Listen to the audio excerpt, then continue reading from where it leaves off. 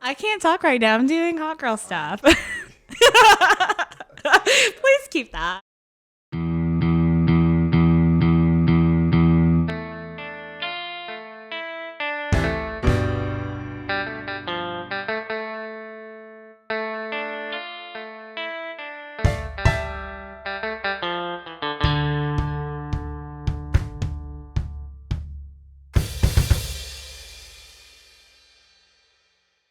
Cattle Call Podcast. Got a great new guest. Alex Tucker is with me right now. Alex, how are you doing? I'm good. Thanks for having me, Isaac. Alex, how do you feel now that you're on a podcast?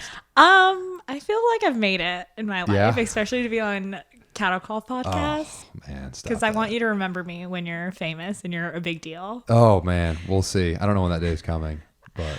It'll come one day. You're going to be like beating Joe Rogan. You think so? I think so. Wow, that is bold. For your first 30 seconds on a podcast, you're making some statements. I manifest things. Yeah. So I'm manifesting it. Well, a couple years from now, if it comes to fruition, I'll come to you and say, hey, you called it. You came in at ground level. You want to work for me? I do, actually. I was going to say I could be your manager. The manager, when we have the headquarters in New York. I'll like coordinate you, schedule, make sure you are like on all the interviews. Really? Yeah. Okay. Is that what you do now for a living? A little bit. I'm Yeah? a program specialist. So planning events and just coordinating schedules is kind of a good bit of what I'm doing. It definitely looks different since COVID. So my job at Girl Scouts. You're a Girl Scout? Yes, okay. I am a Girl Scout, an official one. Planning events and programs for girls. So it's looked quite different because, COVID has taken away like all of our in-person meetings. So have definitely had to find alternatives to do virtual events. Virtual events. Yeah. Man, and how long have you been at Girl Scouts? Just a little over a year. In November, I celebrated 1 year of being at Girl Scouts. Wow. And then I started at the beginning of November, and then we went into quarantine in the beginning of March. So I was only in office for like 3 or 4 months. So I've spent the majority of my time at Girl Scouts working from home in a pandemic. Okay, are you enjoying it though? Like even though you're working at home, doing it all virtually? You know, it has its ups and downs. Overall, I am enjoying it. Yeah. But I have a very hard time sitting still and just staying focused. Yeah. So I have roommates, we have pets, working from the middle of the living room every day. It's a little hard to grind things out because you're like, oh, I want to talk, or oh, I want a snack. Oh, right. Yeah. And then you can just put on a movie if you wanted to. You knew you could. You have the access to do it. I have the access, but doesn't mean I'm doing it. Yeah. If any of my supervisors at Girl Scouts hear this. Yeah. Don't tell anyone. I'm constantly at my desk. I was not watching Hocus Pocus every day for the past month in October. Good. I think there's a statute of limitations on it too, so you can talk about it now that it's February. Okay, so you're at Girl Scouts. Okay, let's talk about where you're from. Alex, where are you from? Okay, so I was born in Indonesia, but I grew up in a small town America in Lexington, Tennessee.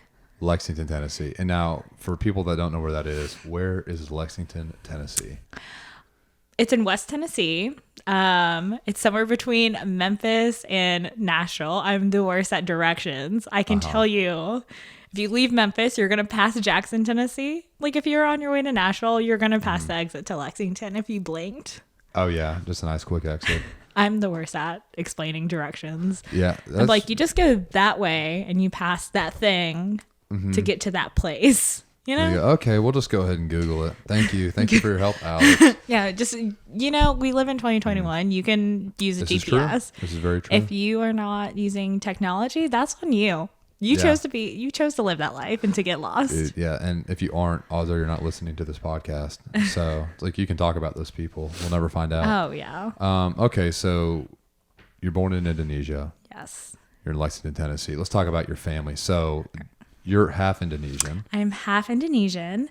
My mom is full Indonesian. My dad was full American, Caucasian. Yeah. They met in Indonesia. My dad was there working, and then eventually moved my mom and all of us to the States to be closer to his family and to go to school, because I'm the second child out of three. So I'm the middle kid. Got an older sister, Morgan, and a younger brother, Matthew, which I'm sure we're close. You know Morgan. Yes. Yeah, Morgan's actually right in the other room. Hey, Morgan. And Morgan will be on the podcast next. She will. Yeah, cool. And then you have a brother, Matthew. And now what is Matthew up to? So I feel like I might be the most boring out of the siblings. Uh-oh. That's not a good start. I conform to society. After college, got an 8 to 5. While both my siblings were around traveling the world, living their fullest life, seeing all the places. My brother joined the military. Out of high school. He's in the Army. He drives a tank. I'm the worst sister because I cannot tell you the technical terms of what he is. I just know he can blow stuff up with a tank. Wow, that's cool. Yeah, and he spent the last year in Eastern Europe, in Poland and Lithuania. Wow. While my other sibling, Morgan, she spent almost the past 2 years in Indonesia, teaching English as a second language, killing time on the beaches of Bali, so living her best life while I'm here selling Girl Scout cookies, working at 8 to 5. Well, it takes a village. It takes a village. Good for you. And okay, so you have a mom from Indonesia, an American dad, and then a brother and a sister. That sounds like the American dream. And then it's a happy little family. Yeah. So what else about Lexington? What else? What did you do? What were you interested in? What was your upbringing like? Man. The good old days. Well, yeah, the good old days. So, well, of course you know this, but for those of you who don't know, my mom is an immigrant. She moved to America with my dad when she was probably in her early to late 30s. Oh, wow. We were all very small children. Were you all born in Indonesia? Me and Morgan were born in Indonesia in 2 different cities. I was born in the city of Blitar. And my younger brother was born in South Korea, in Seoul. But my dad was quite older than my mom, like about 20 plus years. Oh, wow. There's a large age gap. He's getting older, and like we had these 3 little kids, so we're all about like 3 years apart. So 6 being the max between Morgan and Matthew. Yeah. So she moved to the States with him, and she came here not knowing a lick of English. Oh, wow. Yeah, so my dad spoke Indonesian fluently, very well, super intelligent guy. And she was a stay-at-home mom my whole life, but he had passed away when I was in the 3rd grade. So instead of going back to Indonesia, Mom stuck around Lexington, Tennessee, so we could have go to school in America and live an American life, because, well, she had 3 American children. So when all of us were born, even though we were born in different countries, we were born as American citizens. Did you have dual citizenship? We didn't. No? Oh, wow. Yeah, they just did the You're an American. birth certificates as Americans. Yes. So grew up in Lexington, which is not the most... The majority, how's the best way to describe? Hey, I don't know. It's small town. Your episode. Small town USA. Majority is obviously white, Southern conservatives. So my mom is Indonesian. If you're not familiar with Indonesian, they are smaller brown people. Yeah. However, me and my siblings do not look like that. We are fair, like olive tone skin, tall, curvy features. Speaks perfect English. So there wasn't that much to do in Lexington. So we kind of stood out anywhere we went. Because literally we were like the minority group in like our school, because we went to a small little county school in rural area. So that Lexington is very rural. That's probably the best way. Like the largest thing that I remember there is Walmart. Oh, yeah. And the thing to do in high school was to hang out in the Walmart parking lot. I was not there because I was not cool enough. Yeah, or But- country enough. I wasn't country enough. I didn't own anything camouflage. Really? No, nothing. That is not surprising. No Yeah. no cowboy boots. Yeah, me and my little mom jeans and like Yeah. a graphic And tee. wait, what is your t-shirt though? It actually makes no sense. I got it from Uniqlo, which What is that? It's a Japanese store.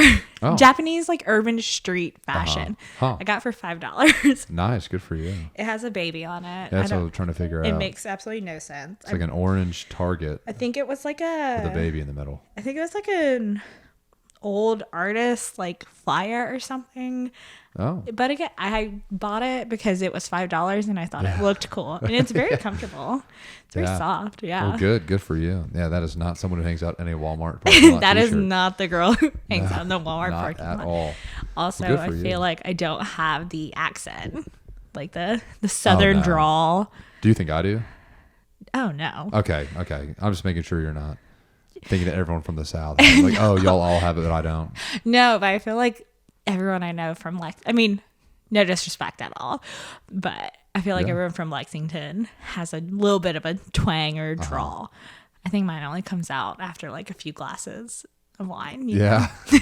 Or like when I'm really tired. Yeah. We will see next week for sure. Okay. And so we met in college Several times, several actually. different times.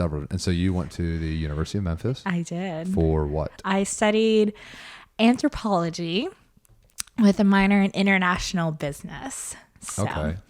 I went in, actually, being from such a small town actually inspired me to study anthropology. Oh, yeah? Yeah, we didn't really have much international culture.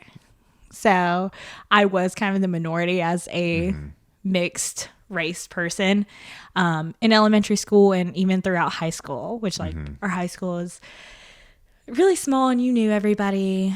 So I just felt like it was very small. It is home, but I just knew I had to get out for my own purpose because I was like, I felt like there was just so much more than what I could get here. Or I don't know, you know, I'm like, I wanted to seek out other opportunities and Sure. the world has so much to offer. Yeah. So Absolutely. that's actually why I chose to study anthropology, which for those of you who don't know, it's in a nutshell, the study of people. You can study culture, languages, like everything. Yeah. Did you learn a lot studying anthropology?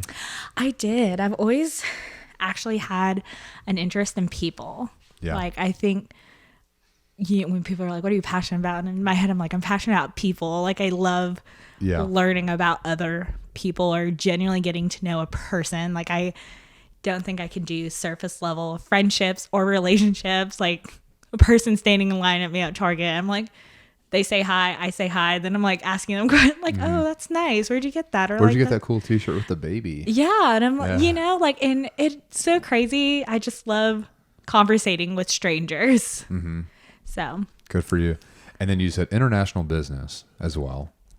yeah. And didn't you get to spend a little bit of time playing international business? I did actually. So, and that's kind of why I kept them both on. Like I couldn't really decide. Like anthropology was more of like the passion side, and then international business was like practicality, Yeah. or like at least something to kind of help on my resume or just other opportunities. And I always wanted to grow up being like, I'm going to just work on an international scale and be everywhere and anywhere, you know? So I actually got to spend an entire summer in Shanghai, China. Throughout college, I actually took I took two years of Mandarin classes. Oh, yeah?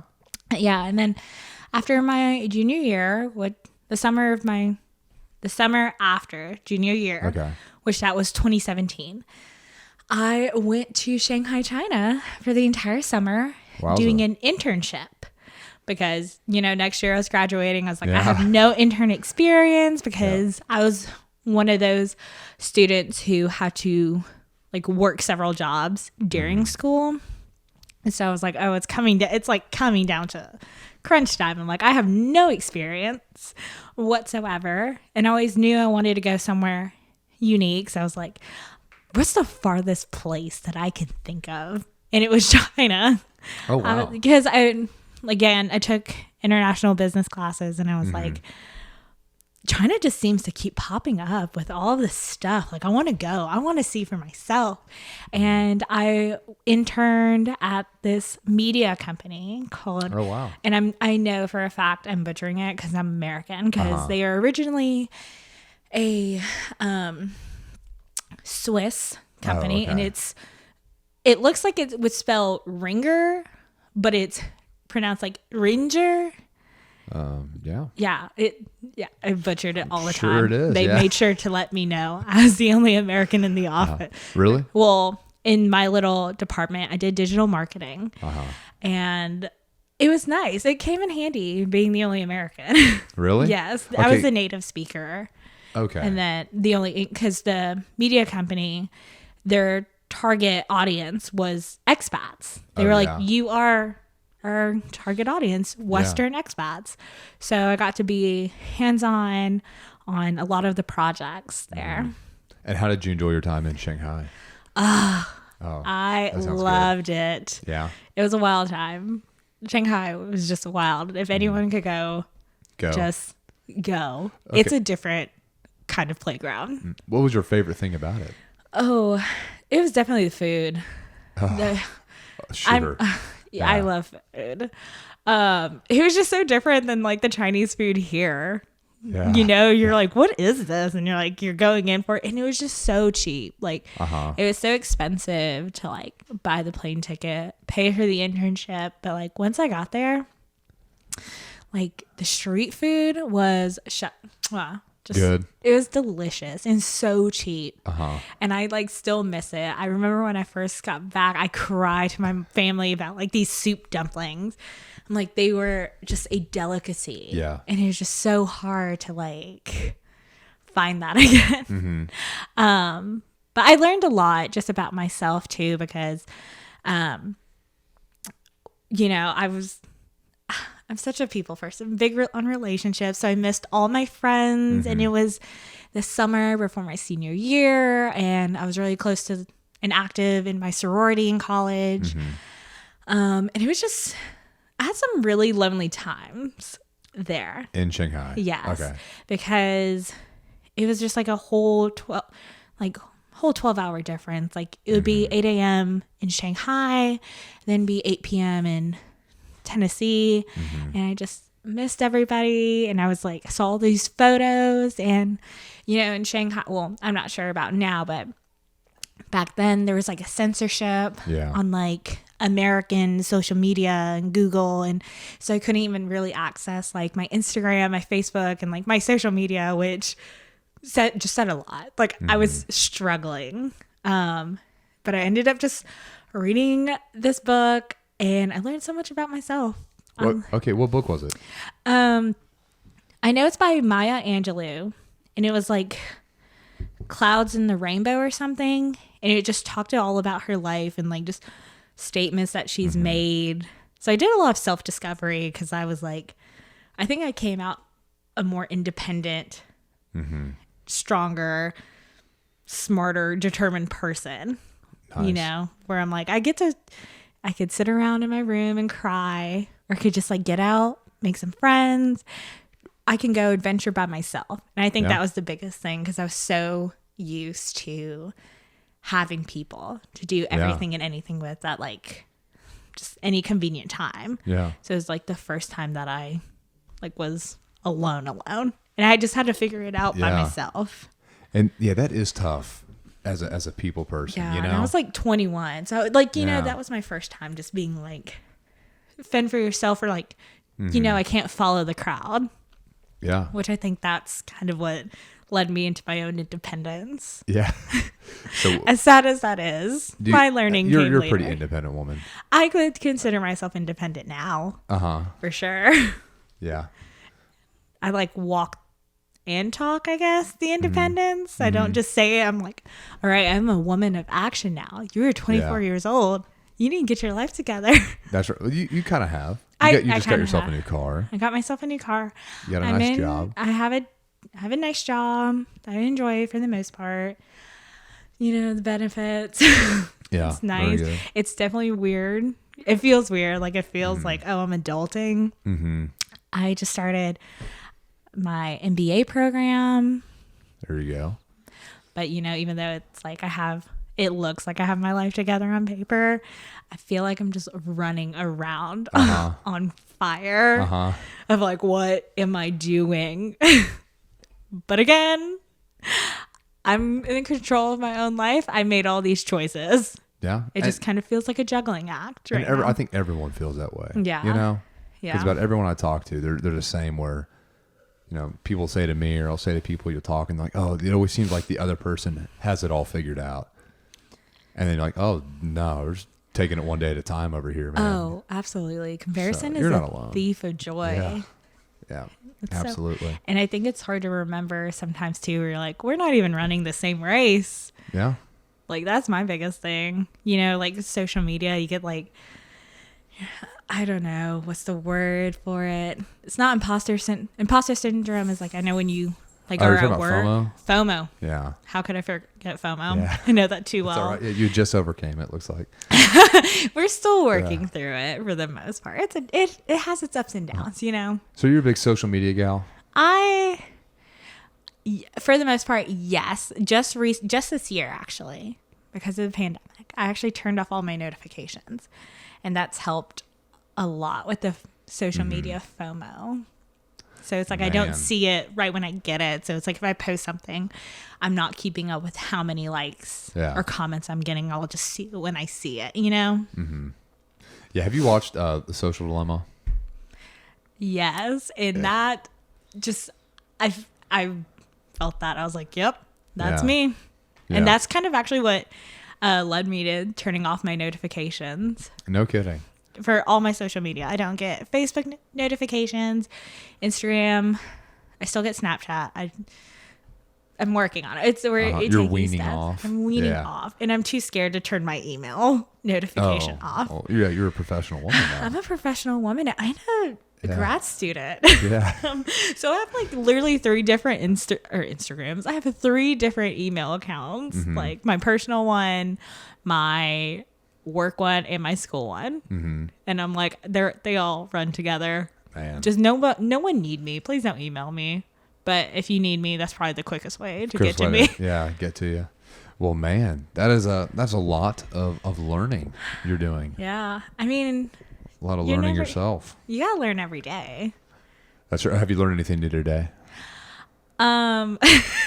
A little bit about myself. I don't know if I want to put myself on blast like that, but just because it's cattle call, I'm going to share it because we're going to learn something. It's called self-awareness. Self-awareness. Yeah. So actually, I'm sure Morgan is in the background, just looking down like, yes.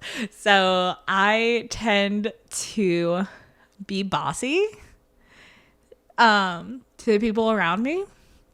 Yeah. I'm sure Morgan's just like, mm-hmm. Yeah, mm-hmm. I don't think any of us are surprised. Yeah, yes. Yeah. But literally, so Morgan, of course, is back in the U.S. and she's been living back and forth. So she's staying with me this week. But sometimes I just get really overexcited. And like a part of my job is literally planning things out. Mm-hmm. So sometimes I don't really consider the other person. Like today,